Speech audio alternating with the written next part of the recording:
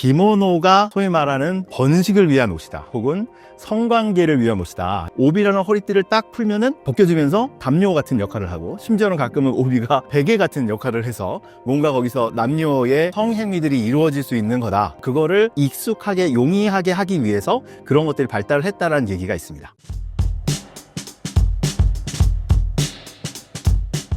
안녕하세요. 저는 근로생활자라고 보통 저를 부르는데요. 글을 쓰고 이렇게 말을 하는 근로생활자, 말로생활자로 살고 있는 구완회 작가라고 합니다. 최근에 여행하는 일본사라는 책을 썼습니다. 기모노는 번식을 위한 목적으로 만들어진 의복이라는 속설이 있는데요. 정말 사실인가요? 그렇죠. 기모노가 소위 말하는 번식을 위한 옷이다, 혹은 성관계를 위한 옷이다, 이런 얘기가 저는 사실 깜짝 놀랐습니다. 그게 제가 굉장히 어렸을 때, 그러니까 지금으로부터 한 3, 40년 전부터 저도 듣고 있었거든요. 그때 처음 들었는데 그게 지금까지도 인터넷에서 마치 도시괴담처럼 떠돌고 있더라고요. 근데 떠돌고 있는데 나름의 근거들을 가지고 있더라고요. 재밌었습니다. 그러니까 일단은 기모노라는 옷의 형태를 보면 익숙하실 겁니다. 그래서 이제 좀 큰 펑퍼짐한 옷을 입고, 그 다음에 오비라고 부르는 어떤 그 두꺼운 허리띠를 차고 있거든요. 그래서 그것들을 보면서 저도 어렸을 때 그런 얘기를 들었는데, 그러니까 오비라는 허리띠를 딱 풀면은 옷이 사사삭 벗겨지면서 뭔가 그게 담요 같은 역할을 하고, 심지어는 가끔은 오비가 어떤 베개 같은 역할을 해서 뭔가 거기서 남녀의 그런 성행위들이 이루어질 수 있는 거다. 그래갖고 그거를 익숙하게 용이하게 하기 위해서 그런 것들이 발달을 했다라는 얘기가 있습니다. 사실일까요? 물론 아닙니다. 이게 재밌는데, 근데 그럴듯하게 보이는 게, 처음에는 이제 그 형태에 대해서 그런 것들이 있었고요. 또 하나는 사실은 그 기모노를 입을 때 안에 속옷을, 그러니까 우리가 생각하는 그런 언더웨어를 안 입습니다. 언더웨어를 안 입습니다. 그렇기 때문에 그것 또한 뭔가 그런 성행위를 제대로 하기 위해서, 용이하게 하기 위해서 그렇게 만들어 놨던 거다. 그리고 그거는 이제 형태나 뭐 이런 그것에 대한 이야기고요. 여기에 역사 이야기가 붙습니다. 그렇게 만든 것은 우리가 잘 알고 있는 도요토미 히데요시가 전국시대를 통일하고 난 다음에, 그때 일본이 거의 100년 동안 전쟁을 했거든요. 당연히 인구가 많이 줄어들었겠죠. 그래서 인구를 부양하기 위해서 그런 것들을 만들어 가지고 남녀들이 성행위를 원활하게 할 수 있도록 만들었다라는 게 하나 붙습니다. 그리고 그것뿐만 아니라 사실은 거기서 하나가 더 붙는데, 그렇기 때문에 일본의 성은 우리가 알다시피 일본의 성은 되게 한자로 보면 되게 재밌는 게 많거든요. 예를 들어서 기노시타라는 성은 그 모카, 그 나무 아래라는 뜻이고, 우리가 말하는 다케다라는 그런 성 들어보셨죠? 그것은 대나무 숲이란 뜻입니다. 그래서 이런 식으로 그런 그런 것들이 많은 것은, 그런 성행위가 이루어졌던 장소가, 그러니까 아이를 잉태한 장소가 나무 아래, 혹은 대나무 숲, 혹은 뭐 콩밭, 이런 데기 때문에 그런 많은 그런 스타일의 성들이 붙었다라는 것들로 완성이 됩니다. 뭔가 그럴듯하죠. 형태도 그렇고요, 속옷을 안 입는 것도 그렇고요, 뭐 우리가 익숙한 도요토미 히데요시가 나오는 것도 그렇고요, 그 다음에 일본의 그런 지금 성까지도 그런 걸로 설명을 합니다. 물론 이게 사실이 아닙니다.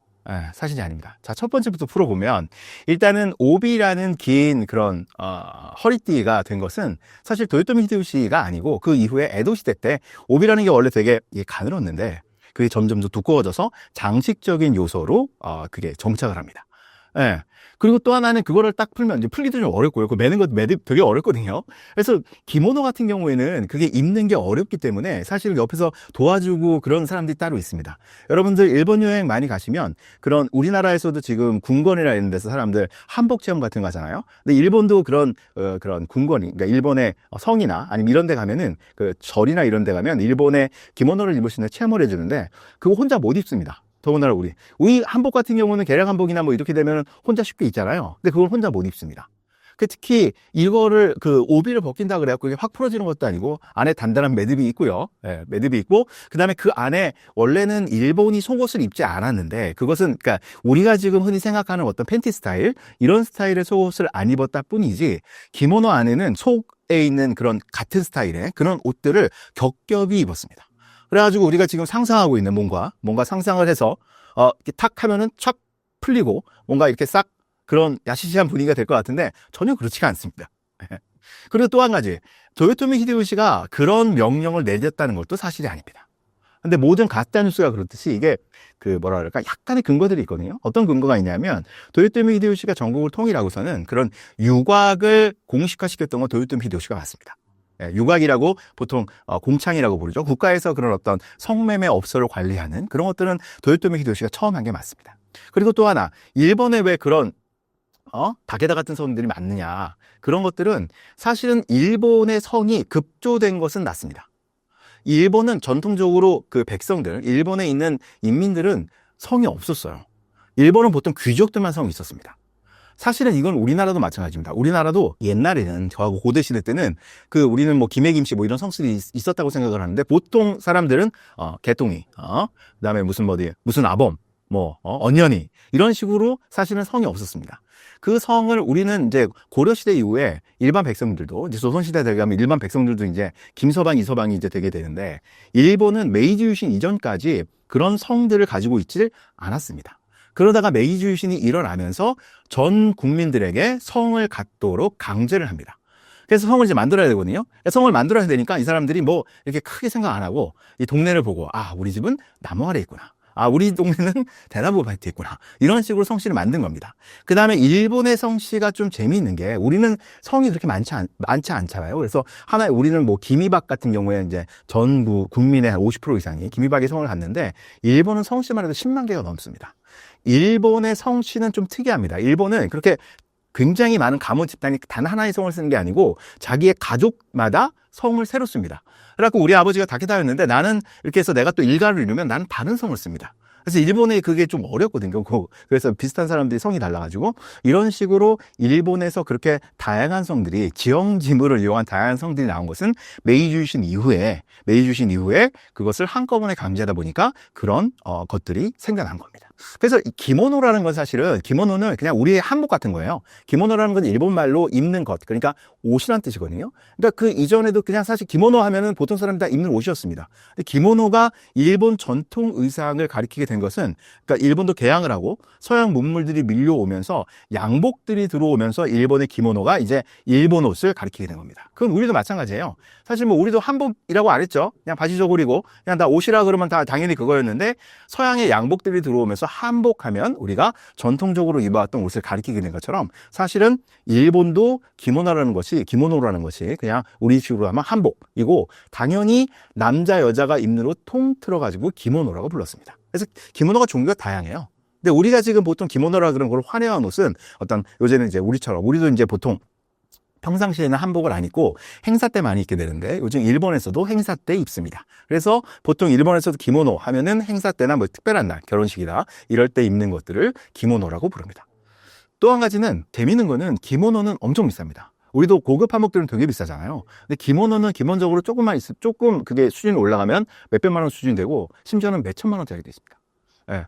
특히 기모노가 박물관에 옛날 기모노들을 전시하는 곳들이 많거든요. 기모노는 그냥 겁나 화려합니다. 예. 엄청나게 화려하고 그런 것들이 어떤 그런 고급의 어떤 신분적인 그런 다른 사람들과 구분 짓는 그런 것들을 보여주는 그런 되게 훌륭한 유물로 남아 있습니다. 그러면 여기서 사실은 제가 궁금했던 거는 오히려 일본의 기모노라는 거에 그런 어떤 도시 괴담이랄까요? 이런 게 붙은 게 진짜 수십 년이 지나도록 이게 예를 들어서 굉장히 오랜 시간 동안 우리한테 이렇게 퍼졌던 이유는 무엇인가? 그거는 좀 저는 궁금하더라고요. 제가 이제 역사를 전공하고 그런 일이다 보니까 그런 것들에 대해서 관심이 있습니다. 오히려 그런 문제 자체보다도 그러면 우리는 왜 그렇게 기모노를 이렇게 번식을 위한 옷, 성관계를 위한 옷으로 우리는 지금까지도 그런 것들이 인터넷이나 아니면 SNS에서 떠돌까? 이걸 생각해 보면 몇 가지 이유가 있습니다. 제가 생각할 때는. 그것은 일단 일본에 대한 감정이 안 좋습니다. 반일 감정 있죠. 우리가 기본적으로. 그리고 우리는 옛날부터 일본을 좀 업신 여기는 게 있었습니다. 물론 일본에서도 혐한이라 그래서 우리나라를 이제 되게 혐오하고 뭐 이런 것들이 남아 있는데 혐한은 뭐 아시다시피 혐한은 아마 얘기들을 좀 들어보셨으면 혐한은 좀 이렇게 최근에 생긴 거고요. 우리는 굉장히 옛날부터 일본을 업신 여기는 문화가 남아 있었습니다. 이건 뭐 동전의 양면인데 일본이 우리를 굉장히 못 살게 굴었거든요. 외구가 들어와서 우리나라를 침략하고 못 살게 보니까 우리가 일본을 외놈 혹은 외라는 것이 사실 이것도 재밌는데 외라는 게 원래 우리가 외소하다 할 때 외로 흔히 생각하는데 그 외자가 아닙니다. 외는 여기서 말하는 외는 나라 이름 외자예요. 그게 다릅니다. 비슷하게 생겼는데 달라요. 예. 그래서 사실 외놈이라 그러면 우리는 그래서 되게 작기 때문에 외라고 생각하는데 사실은 외 자체에는 작다라는 뜻이 없습니다. 근데 그 옛날부터도 사실 외라 그러면서 작다는 경멸의 의미를 담아서 썼습니다. 예. 그렇게 그 경멸, 멸시하는 문화가 남아 있었고요. 또 하나는 우리가 또 일본에 대해서 뭐 선진국이라는 말을 쓰지 않습니까? 일본은 굉장히 서문화에 대해서 개방적이다. 예. 그렇기 때문에 이런 것들이 뭉쳐져 가지고 일본 기모노에 대한 어떤 괴담이 되지 않았나 싶습니다. 그리고 또 한 가지, 이건 제가 좀 말씀을 드리고 싶은 건데요. 제가 이제 아까 말씀드렸듯이 근로생활자로 글을 쓰고 말로생활자로 말을 하면서 역사에 대한 이야기를 하면은 제가 느끼는 게 있습니다. 야, 인간의 DNA는 뭔가 이야기를 좋아하는 게 있구나. 왜냐하면 인간은 옛날부터 어떤 자연현상이나 모든 것들을 설명을 해야 됐습니다. 그것도 이야기로 설명해야 됐습니다. 대표적인 게 이제 신화죠. 예를 들어서 옛날에 그리스 사람들은 번개가 번쩍 치는 거 보고 그게 자연현상으로 뭐 전기가 어쩌고저쩌고 그건 잘 모르니까 이것은 제우스가 뭔가 열이 받아서 이걸 던진 거다라고 생각을 했습니다. 인간은 원래 이제 본투비 설명충이라 그래야 되나요? 굉장히 태어날 때부터 뭔가를 설명하지 않고는 못 배기는 아저씨들만 그런 게 아니고 그런 유전자를 타고난 것 같습니다. 근데 놀라운 일은 이렇게 뭔가 지금 생각하면 말도 안 되죠. 이런 약간 거짓말로 설명하는 것이 우리 인간이 이루어온 문명의 기초가 됐습니다. 그러니까 사실은 보면은 진짜가 아닌데 그런 약간 거짓, 당연히 거짓이죠. 신화를 가지고 우리의 문명을 만들어낸 것입니다. 그렇기 때문에 이런 기모노가 됐건 뭐가 됐건 뭔가 설명하는 게 일단 기본적으로 있고요. 또 하나는 이 설명을 하더라도 뭔가 좀 가짜 뉴스, 뭔가 그럴듯한 거 이런 것들을 훨씬 더 좋아합니다. 이 가장 대표적인 것이 음모론인데요. 음모론. 이제 요새 음모론 굉장히 많이 나오죠. 이제 음모론인데 사실은 음모론을 우리가 끌릴 수밖에 없는 게 음모론은 이게 우리가 언뜻 생각하면 음모론은 말도 안 된다고 생각하는데 음모론만큼 말이 잘 되는 게 없습니다. 그리고 음모론만큼 정교한 게 없어요. 무엇보다 중요한 것은 음모론은 모든 것을 설명합니다. 우리가 보통 사실 역사를 따지고 보면 역사학자들이나 뭐 이렇게 하면은 되게 모르는 게 많거든요. 우리가 다 알다시피 뭐를 공부하면 공부할수록 모르는 것들이 많이 보입니다. 근데 음모론으로 설명을 하기 시작하면 모든 것들을 명쾌하게 설명할 수 있어요. 모든 걸 설명 안 되는 게 없어요. 특히 음모론이 중요한 게 여러분들이 왜 고통받고 있는지 아십니까? 왜 여러분들이 지지하는 대통령은 떨어지고 왜 여러분들이 투표하는 국회의원은 떨어지는지 아십니까? 이것이 바로 이것이 바로 음모론입니다. 사실은 이렇게 인간이 모든 것들을 이야기로 설명하려는 어떤 그런 이야기 DNA랄까요? 그런 것들이 있고 이런 거기다가 모든 것들을 이렇게 명쾌하게 설명하는 음모론에 대한 어떤 끌림 현상 이런 것들이 붙어가지고 사실은 이런 기모노에 대한 그런 이야기들이 한번 만들어지면 안 죽습니다. 제가 보기에 몇십 년 더 갑니다. 이렇게 되는 것 같습니다. 그래서 제가 사실은 이게 꼭 이 말씀을 좀 드리고 싶은데 음모론이 됐건 이야기가 됐건 되게 재밌고 귀에 착착 들어옵니다. 특히 이제 SNS의 시대가 왔고 더군다나 제가 지금 찍고 있는 유튜브 이런 것들을 보면은 너무 이게 귀에 쫙 들어오기 때문에 진짜 누가 그래서 그거 아니야. 김원호가 사실 그거 아니야. 라고 얘기를 하면은 지루합니다. 그 노잼이에요, 노잼. 그렇기 때문에 이런 것들보다는 뭔가 자극적인 거, 엔돌핀 팍팍 나오고 도파민이 뿜뿜 나오는 것들을 사람들이 찾게 되거든요. 그런데 역사라는 게 이제 제가 역사에 대한 글을 쓰고 역사에 대한 이야기를 하는데 역사라는 게 사실은 되게 그렇게 명쾌하거나 되게 이렇게 드라마틱하거나 사실은 그렇지 않은 게 훨씬 더 많습니다. 제가 그런 비유를 가끔 하는데 역사를 공부하다 보면 역사는 약간 무지개랑 비슷합니다.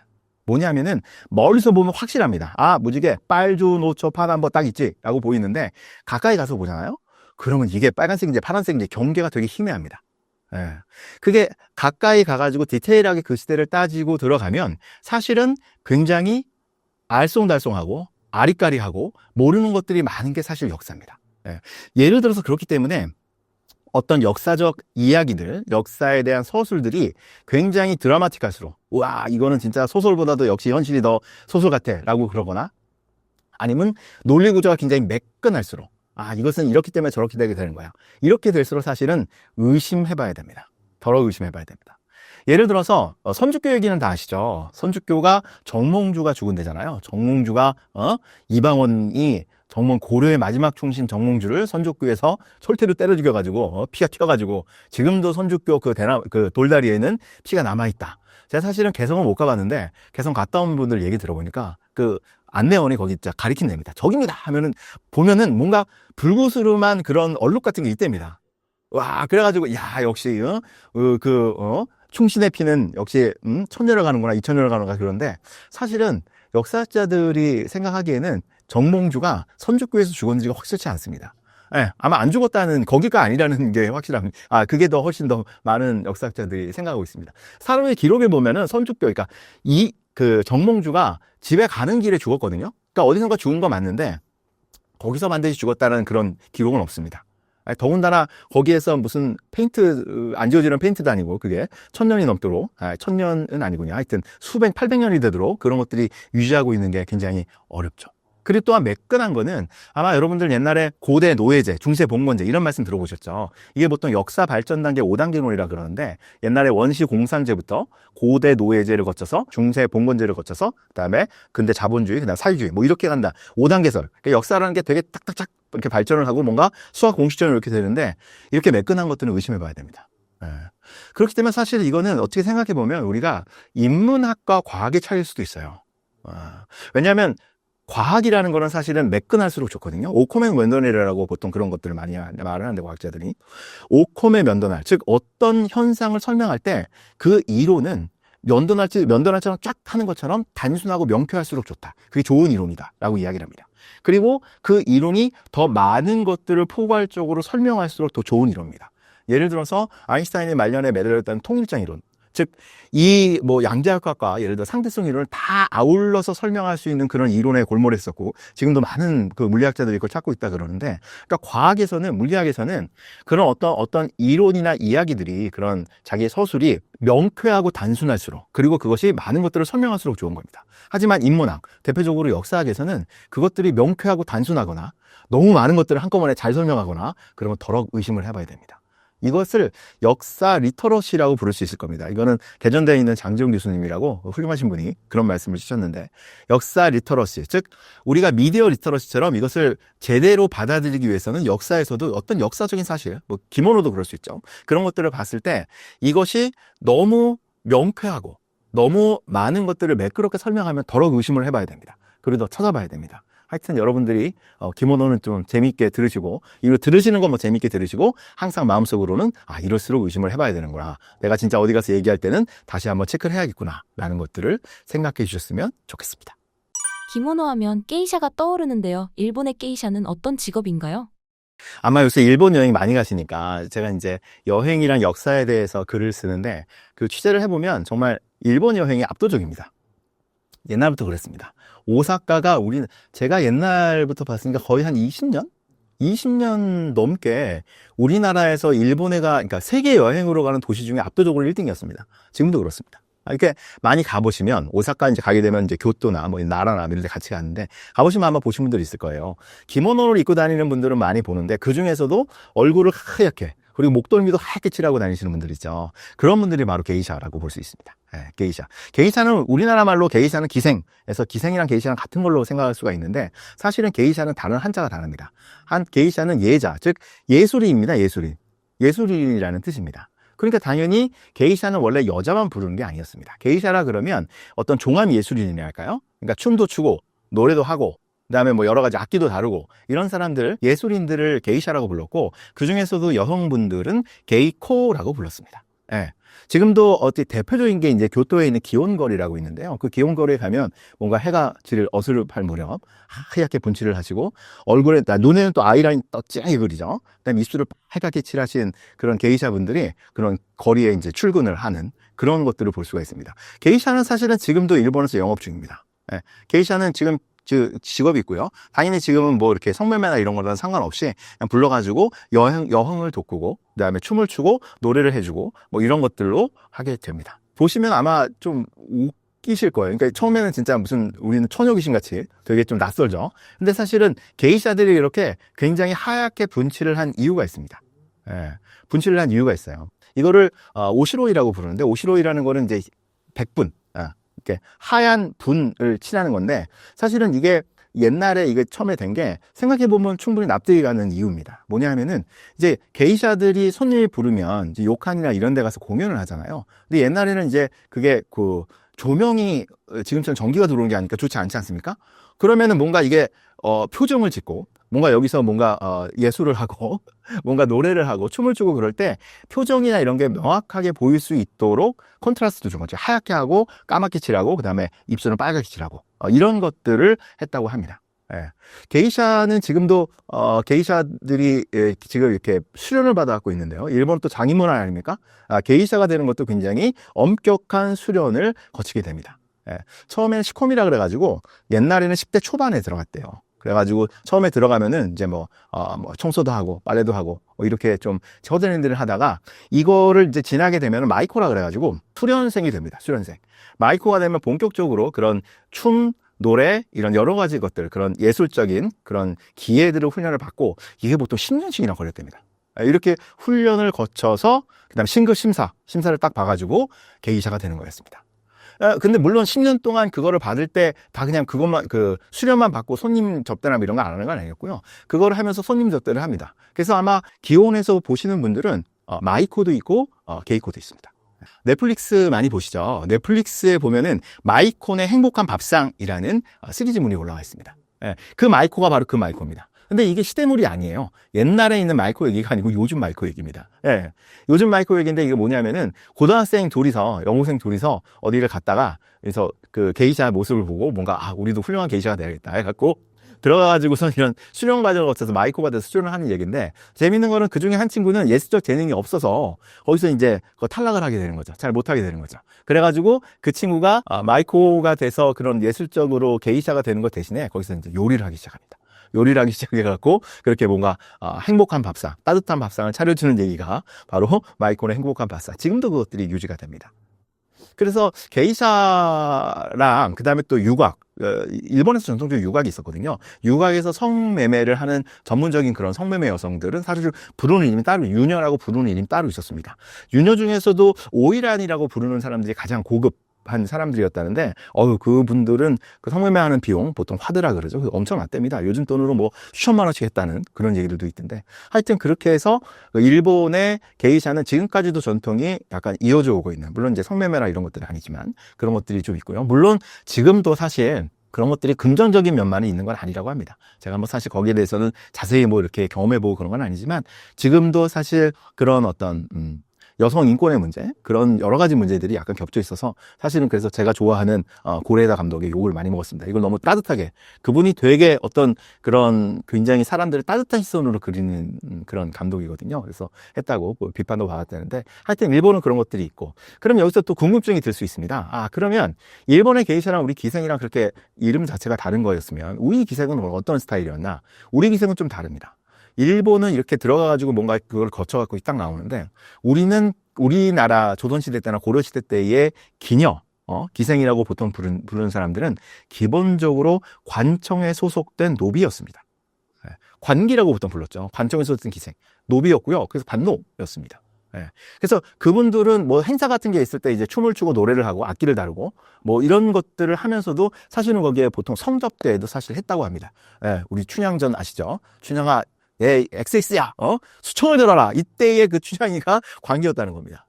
그렇기 때문에 일본과는 조금 다른 스타일이었고요. 근데 이 관기들이 관청에 소속돼서 이런 그런 군인들이나 아니면 지방의 수령들만 상대했던 게 아니고 관청에서 나와서 이제 자기 이제 왔다 갔다, 관기들 중에서는 노비들 중에서는 이제 출퇴근하는 사람들이 있었거든요. 왔다 갔다 할 때는 거기 없을 때는 일반인들을 대상으로 영업도 했다고 합니다.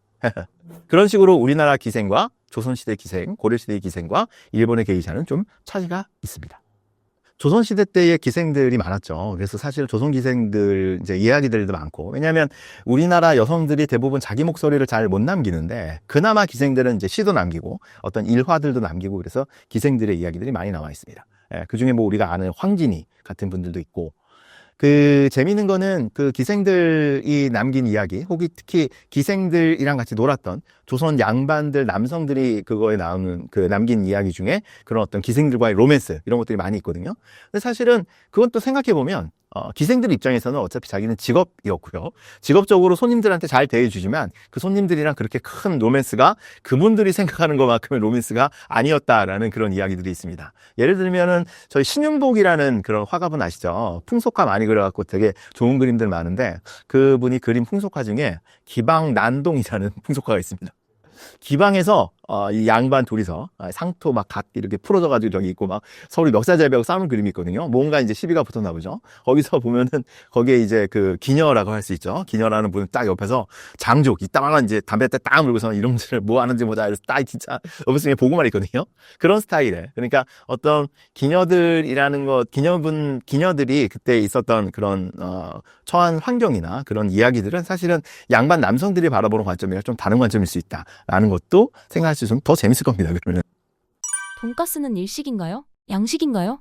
돈가스 하면은 뭐 일식인지 양식인지 헷갈리죠. 일단 기본적으로 돈가스는 우리가 알다시피 돈가스는 일본 자체에서 오래전부터 먹던 음식은 아닙니다. 예, 오래전부터 먹던 음식은 아니고 돈가스에서는 돈은 이제 일본에서 이제 돼지를 부르는 이제 그 이름이고요. 돼지를 돈이라고, 음독을 할 땐 돈이라고 하고, 그다음에 가스라는 거는 서양에서의 커틀레트라고 그러고, 그다음에 코틀레트라고도 부르고, 그것을 일본에서는 가스레스라고, 일본식도 발음은 또 특이하니까 영어식 발음으로 그래서 거기서 가스레스에서 가스와 돈이 합쳐져 갖고 돈가스가 된 거거든요.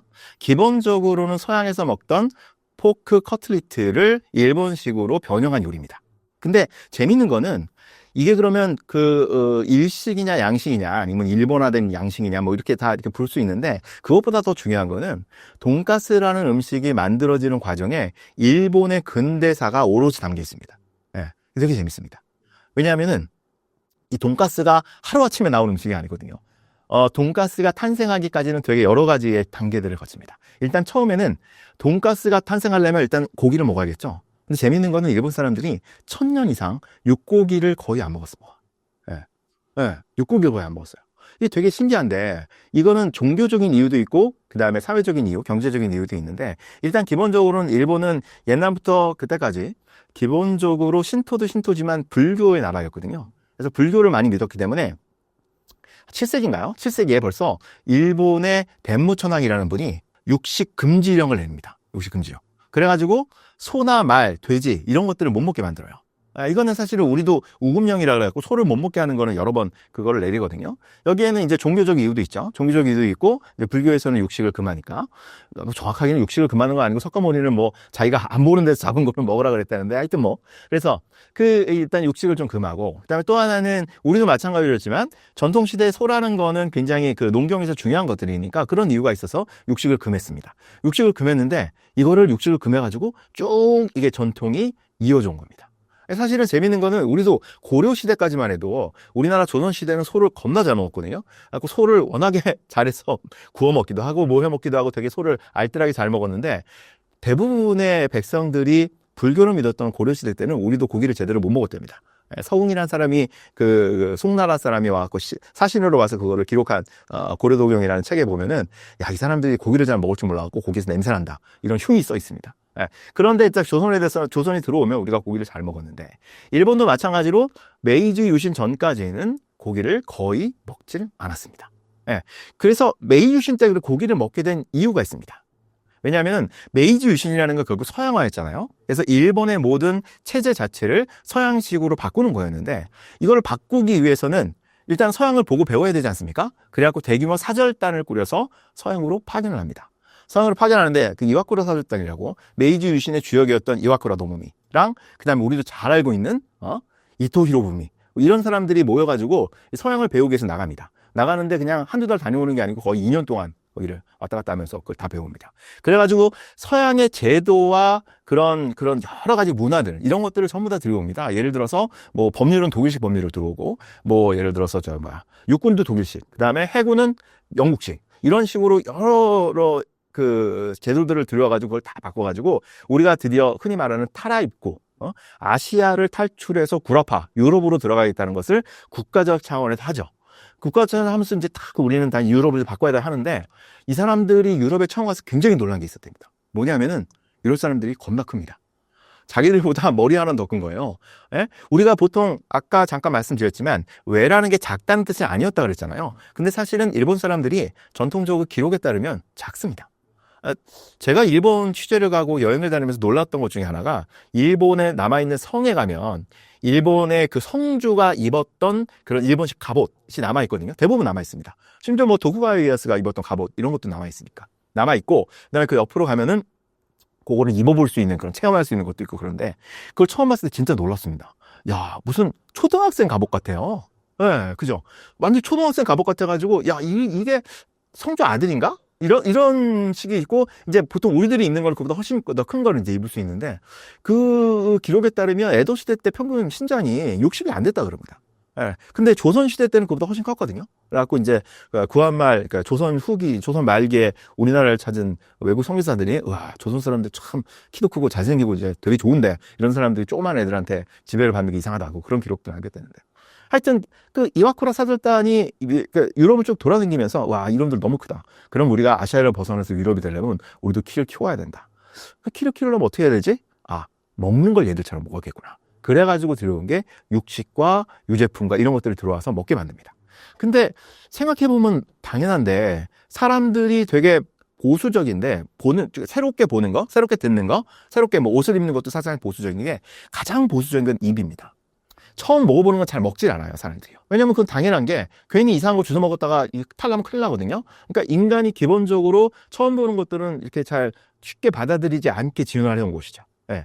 그래서 이 사람들한테 고기를 먹으라고 이제 우리가 이제 살아있고 시야를 벗어나서 유럽을 가려면 고기를 많이 먹어야 됩니다. 이렇게 얘기했는데 백성들이 안 먹는 거예요. 고기가 얼마나 맛있는지 모르는 거죠. 고기는 먹어본 놈이 먹는 거죠.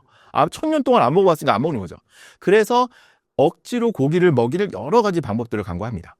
그 중에 하나가 메이지 덴노, 메이지 천황이 고기 파티를 열어가지고 메이지 유신의 주역들이랑 맨날 고기 파티를 열고 그리고 백성들한테 고기를 먹이라고 막 이렇게 시키고 이렇게 얘기를 합니다. 근데 이게 잘 받아들이지를 못했어요. 심지어 어느 정도였냐면 소고기를 먹으면 소 귀신이 들러붙어서 사람이 소가 된다. 이런 흉흉한 소문이 퍼질 정도였고 심지어는 메이지 천황이 계속 고기 먹는 것을 그렇게 강요 아닌 강요를 하고 그 다음에 그것을 맨날 불러다가 고기 파티를 하고 그러니까 메이지 천황을 죽이겠다는 암살단이 조직될 정도였습니다. 예, 그래서 이 고기를 먹으면 이 천지신령이 노하기 때문에 이거 우리나라 큰일 난다. 이 정도로 고기에 대한 거부감이 컸습니다.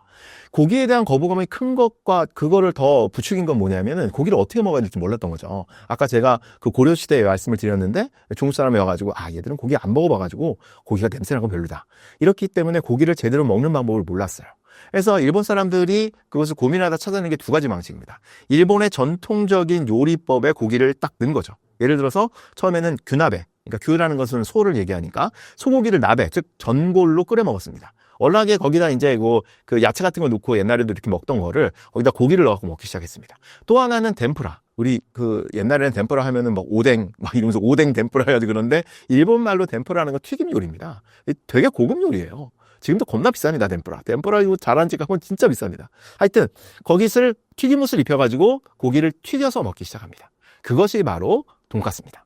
그 돈가스인데 사실은 처음부터 돈가스가 짠 하고 태어난 것이 아니고 포크 가스가레라는 이름으로 그 도쿄에 있는 렌카테이라는 그런 식당에서 처음으로 돈가스의 전신인 포크 가스가레를 만들기 시작합니다. 예. 근데 요게 그 포크 커틀릿이랑 약간 달라진 게 기본적으로 이거 고기를 그 빵가루를 입혀갖고 튀기는 거 맞는데 서양식 포크 커틀릿은 이게 일단 부드러운 빵가루, 지금처럼 일본식 돈가스처럼 거칠거칠한 게 아니고 부드러운 빵가루를 하고 고기가 되게 얇습니다. 얇고 그것을 기름에 풍덩 담그는 게 아니고 기름을 자작하게 둘러가지고 약간 이렇게 붙여내는 식으로 전 부치듯이 붙여내는데 일본은 그걸 바꾼 거죠. 그래가지고 고기를 두껍게 만들고 그 다음에 고기를 두껍게 만드니까 그걸 익히려면은 이렇게 전 부치듯이 하면 안 되고 그 기름을 넉넉하게 그냥 거의 담고서는 거기다 풍덩 담근 거죠. 담가서 먹기 시작했는데 그리고 담가서 먹기 시작했고 그 위에다가 이제 그 양배추를 썰어갖고 넣기 시작한 거죠. 이게 지금 렌카테이라는 식당이 아직도 있습니다. 아직도 옛날식의 포크 가스가레를 내고 있습니다. 먹어봤습니다. 제가 가서 맛있습니다. 그게 진짜 옛날식이고 이게 보통 이거 자르고 나면 이게 좀 이렇게 뭐랄까 빵가루랑 이게 좀 분리가 되고 막 그러는데 진짜 맛있습니다. 그 대신에 너무 비쌉니다. 너무 비싸기 때문에 한 번쯤 먹을만 한데 하여튼 옛날 진짜 그 돈가스의 원조라 그래서 한번 먹어보는 것도 괜찮고 재밌는 거는 우리 지금 윤석열 대통령도 그 일본에 방문했을 때 거기 가서 오므라이스를 먹었다는 거 아닙니까? 그 집이 이제 돈가스의 원조이기도 하고 오므라이스도 처음 만들었다는데 하여튼 그렇게 뭐 유명한 집입니다. 사실은 이거는 돈가스가 아니죠. 이거는 포크 가스가레죠. 포크 가스가레였는데 이것을 돈가스로 완전히 돈까츠죠 일본 말로는 만든 집이 따로 있습니다. 폰지켄이라는 그런 식당인데 이것도 도쿄에 있습니다. 도쿄인데 있었다가 지금은 없어졌죠. 근데 폰지켄이라는 식당에서 만든 거는 포크 가스가레에서 한 발짝 더 일본화를 시킵니다. 어떻게 되냐면은 그 전까지는 이제 큰 거를 이제 튀겨내서 이제 나이프와 포크를 이제 잘라서 먹었는데 우리나라처럼 이것을 미리 잘라줍니다. 미리 잘라주고 그것을 젓가락으로 집어먹게 만듭니다. 거기다가 밥과 국을 주는 거죠. 완전히 그게 반찬이 된 거죠. 밥 반찬이. 예, 그런 식으로 일본의 돈가스가 완성이 됩니다. 이렇게 완성되기까지가 30년 정도 걸려요. 예, 이렇게 완성돼가지고 일본에 일단은 그런 일본화된 돈가스가 나옵니다. 예, 그래서 일본은 이거를 화혼양제라고 부르거든요. 화혼, 즉 화라는 거는 일본의 그 일본을 보통은 자기들이 니폰이라고 부르기도 하고 이제 와라 그래서 와규, 일본소로 와규라고 부르기도 하고 이제 뭐 와쇼쿠, 일식을 와쇼쿠라고 부르기도 하고 그러는데. 하여튼 화혼양제, 그러니까 일본을 정신으로 하고 혼으로 하고 서양의 재료를 만드는, 그래서 뭔가를 새로 만들어내는 거 화혼양제라고 부르는데 화혼양제의 대표적인 케이스가 바로 돈가스가 되는 겁니다. 음식에서는 이런 것들이 많은데 예를 들어서 카레라이스, 그러니까 카레를 했는데 거기다가 이제 밥을 해갖고 밥을 얹어 먹을 수 있게 만드는 거. 그다음에 단팥빵, 거기다 안고, 일본말로 안고죠. 그것을 만들어가지고 넣는 거. 이런 것들이 바로 화혼양제의 어떤 전형적인 케이스가 됩니다. 여기서 재밌는 건 그렇기 때문에 돈까스는 사실은 일식이라고 얘기할 수가 있습니다. 일식이라고 얘기할 수 있어요. 그럼 돈가스는 어떻게 되냐? 남산에 있는 왕돈가스는 어떻게 되냐? 그러면은 제가 개인적으로 생각할 때 많은 사람들이 이렇게 얘기하는데 이거는 한식이라고 부를 수 있을 것 같습니다. 왜냐하면 일본에서 들어오긴 했는데 이것도 많이 다르거든요. 일본식 돈가스가 다르죠. 우리 다 알다시피. 일단은 큽니다. 그리고 고기가 얇습니다. 그리고 되게 크게 이렇게 해놓고 잘라 먹죠. 잘라 먹는데 우리나라 돈가스의, 돈카츠 말고 돈가스의 특징은 커다란 접시에 이게 일습으로 나옵니다. 즉 한 상 차림으로 나옵니다. 고기 있죠? 밥 있죠? 그다음에 그 깍두기 나오죠. 그다음에 여기 뭐 그 야채 같은 거 좀 나오죠. 그리고 우리 항상 빼놓을 수 없는 그런 그 옥수수, 콘 이거 나오죠. 그래가지고서 이것을 된장국에 대해서 한 상 차림으로, 그러니까 백반이죠, 백반. 로 먹을 수 있게 만듭니다. 이런 식으로 문화라는 것은 어떤 나라를 거치면서 변형이 되고 그게 우리나라까지 왔을 때, 그렇다면 한식이냐, 그럼 돈가스는 그러면 한식이냐, 일식이냐, 양식이냐 했을 때 그거는 한식이라고 부를 수 있을 것 같습니다.